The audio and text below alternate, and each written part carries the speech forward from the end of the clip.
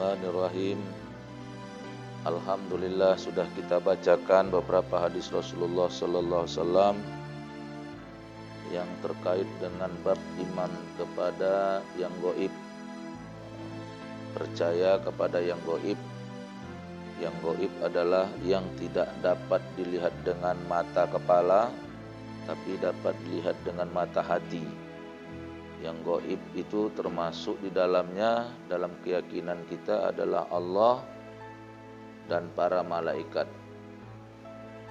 Nah, di dalam kaitan ini hadis yang sudah kita bacakan nomor 107. Dari Aisyah, ia berkata, seseorang laki-laki datang kepada Nabi sallallahu alaihi wasallam dan berkata, "Wahai Rasulullah, sungguh engkau lebih aku cintai daripada diriku sendiri.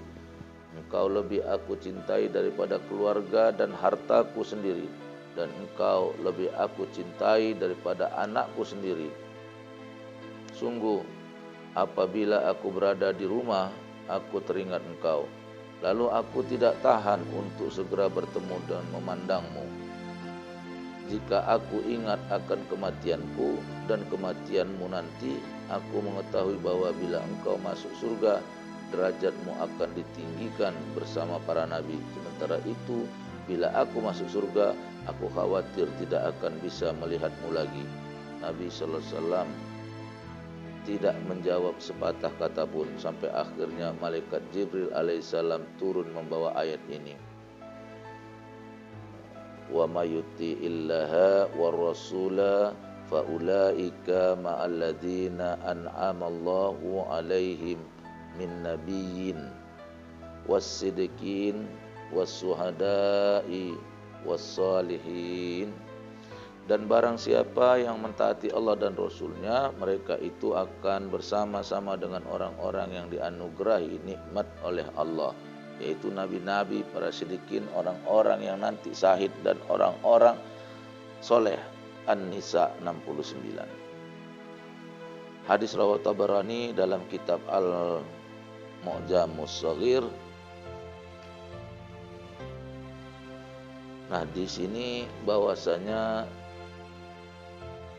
menjelaskan betapa cintanya seseorang ini kepada Rasulullah sallallahu alaihi wasallam. Sampai-sampai pun dia merasa kalau seandainya nanti masuk ke dalam surga, itu enggak akan sebahagia hatinya sekarang di atas dunia, karena menurut dia surganya Rasulullah itu dengan surganya dia berbeda. Jadi walaupun dia masuk surga, dia tetap tidak merasa lebih baik dan lebih sempurna, karena di atas dunia dia bisa melihat Rasulullah, bisa memandang Rasulullah. Bahkan cintanya kepada Rasulullah melebihi cintanya kepada dirinya sendiri, melebihi cintanya kepada keluarganya, melebihi cintanya kepada hartanya.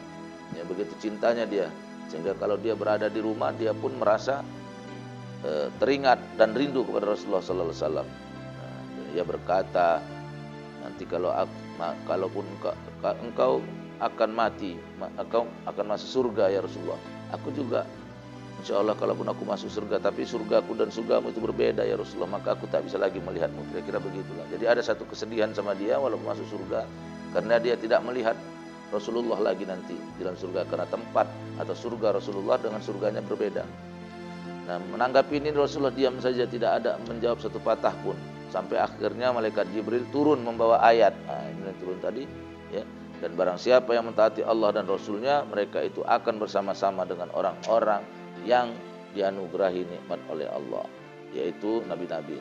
Nah, datanglah malaikat Jibril membawa ayat ini, ya, untuk menjelaskan bahwa di surga nanti mereka akan bersama-sama. Rasulullah akan bersama-sama umatnya, ya, atau umat-umat Rasulullah ini yang masuk dalam surga dapat tetap melihat Rasulullah. Sahabat-sahabat dulu tetap bisa melihat Rasulullah sebagaimana waktu mereka hidup di atas dunia, bahkan lebih indah lagi. Dan orang-orang yang beriman yang tidak melihat Rasulullah, umat akhir zaman seperti kita, insyaallah melihat Rasulullah dan memandang Rasulullah nanti di dalam surga. Walaupun mungkin tempat kita berbeda dengan Rasulullah surganya, tapi tetap bisa saling melihat dan saling memandang daripada kita sebagai umat Rasulullah SAW kepada beliau yang mulia. Nah, kemudian pada hadis yang berikutnya dari Abu Hurairah bahwasanya Rasulullah SAW bersabda, di antara yang paling mencintaiku dari kalangan umat adalah orang-orang yang hidup sepeninggalku. Salah seorang dari mereka sangat ingin sekiranya bisa melihatku, meski harus ditebus dengan keluarga dan hartanya.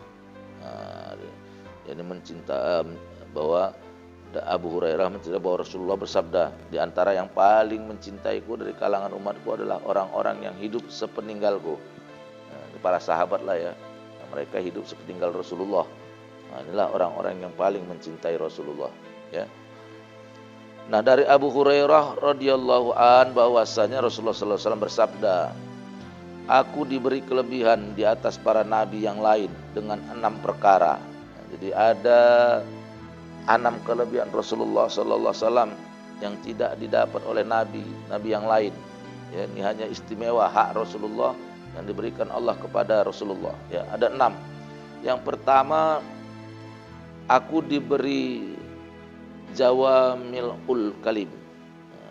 Artinya kata-kata yang singkat namun syarat makna. Jadi Rasulullah diberikan pemahaman, memberikan kata-kata yang singkat tapi syarat dengan makna. Kata-katanya singkat tapi maknanya luas. Ya. Jadi berbeda dengan kebanyakan kita, kata-katanya banyak tapi maknanya sempit. Nah, ini berbeda dengan Rasulullah.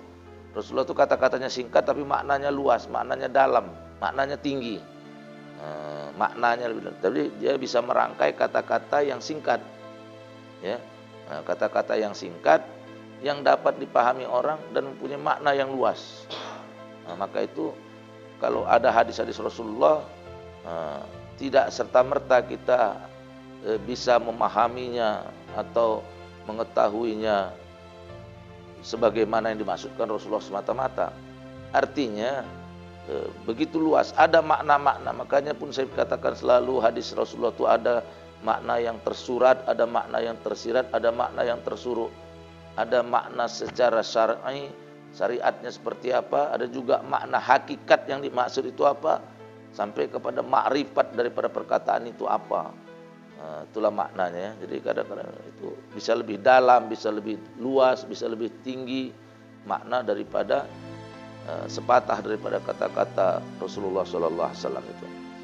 Nah, yang kedua kata Rasulullah, aku ditolong dengan rasa gentar dalam diri musuh. Jadi yang kedua, pertolongan Allah kepada Rasul itu, musuh itu gentar kalau mendengar nama Rasulullah itu gentar. Ya, mendengar nama Rasulullah itu gentar. Itu diberikan Allah pertolongan begitu. Jadi sementara kalau sahabat-sahabat Rasulullah mendengar nama Rasulullah datang kecintaannya, datang kerinduan. Nah, sementara musuh-musuh Rasulullah itu kalau mendengar nama Rasulullah datang ketakutan dalam diri mereka. Ya, gentar mereka. Itulah kelebihan yang kedua yang diberikan Allah kepada Rasulullah SAW yang tidak diberikan kepada nabi-nabi yang lain. Nah, yang ketiga, ghanimah dihalalkan bagiku. Ghanimah itu harta rampasan perang. Ghanimah ya. Ghanimah itu harta rampasan perang. Jika berperang orang kaum muslimin dengan orang-orang kafir, maka harta dalam peperangan itu dihalalkan bagi Rasulullah. Boleh Rasulullah mengambilnya. Ya. Yang keempat, bumi dijadikan sebagai alat bersuci tayamum, serta tempat salat bagiku. Nah, jadi begini, bumi atau tanah itu bisa dipakai sebagai alat bersuci. Nah, jadi kita bisa bersuci sebagai pengganti wudhu yang kita kenal dengan tayamum, itu bisa dengan menggunakan tanah. Jadi tanah itu halal, ya, tanah itu halal. Tanah itu atau bumi itu, jadi bumi di sini maksudnya tanah. Jadi tanah atau bumi itu halal untuk alat bersuci bagi Rasulullah dan umatnya. Itu yang kita kenal dengan tayamum. Jadi kalau kita tidak dapat air di satu tempat atau kita terhalang karena sakit untuk menggunakan air, maka boleh menggunakan tanah sebagai tayamum untuk pengganti wudhu. Dan kita pun dihalalkan sholat di atas tanah itu. Jadi sholat di atas tanah itu tanpa alas itu boleh. Ya. Nah, jadi kalau kita, yang penting, jadi tanah itu sebenarnya suci, kecuali jelas di tempat itu nampak kita ada kotoran. Nah, ya. Jadi dia suci, jadi bumi itu suci. Pada dasarnya dia suci juga. Ya. Kecuali memang di tanah itu terlihat jelas ada bangkai, ada kotoran manusia, ya, dan lain-lain.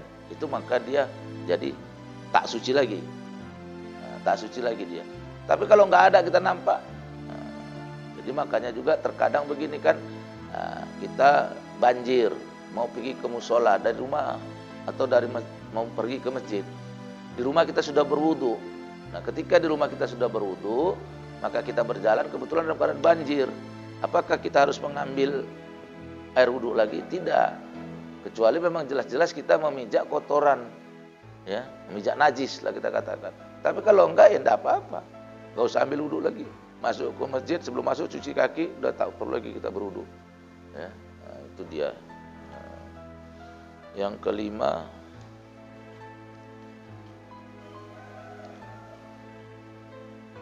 nah, jadi yang keempat tadi sambungannya pun boleh. Sholat di atas tanah tanpa ada alas boleh. Kalau ada alas, taruh alas. Kalau enggak ada, tak apa-apa, tak ada alas pun tak apa-apa. Boleh kita langsung sujud di atas tanah, berdiri di atas tanah tanpa ada alas. Ya, karena di zaman Rasulullah pun tak ada alasnya tuh masjid itu, ya, tanah saja. Nah, yang kelima, aku diutus kepada seluruh makhluk. Nah, yang kelima, kelebihan Rasulullah itu diutus kepada seluruh makhluk. Arti seluruh makhluk ini bukan cuma manusia. Nah, itulah kelebihan Rasulullah. Dia diutus untuk seluruh makhluk. Setiap makhluk yang bernyawa itu nabilah pimpinannya. Rasulullah, baik itu makhluk namanya manusia, baik itu namanya makhluk yang tidak nampak, jin, malaikat sekalipun, ya, hewan-hewan. Jadi Rasulullah diutus, maka dia rahmatan lil alamin, diutus untuk seluruh alam semesta ini. Dan yang keenam, akulah penutup para nabi, khataman nabiin, penutup para nabi. Tidak ada lagi nabi setelah Nabi Muhammad, ya, tidak ada lagi. Tutup nabi, tutup buku, tidak ada lagi nabi setelah Nabi Muhammad. Ya, walaupun sepeninggal beliau, ya, baik di Arab Saudi, baik itu di negara-negara lain, sampai sekarang masih ada orang yang mengaku dirinya nabi dan mengaku dirinya rasul. Nah, maka kalau ada orang mengaku dirinya nabi, mengaku dirinya rasul, maka semua itu adalah kedustaan, semua itu adalah kebohongan, dan kita wajib menolak itu, ya, tidak meyakininya. Walaupun mungkin orang itu punya kelebihan dan kesaktian yang luar biasa, tapi bagi kita tidak ada lagi nabi setelah Rasulullah Sallallahu Alaihi Wasallam. Baik, ini yang dapat kita sampaikan pada kesempatan pagi hari ini. Mudah-mudahan ada hikmah dan manfaatnya. Kepada Allah kita berserah diri, mohon perlindungannya.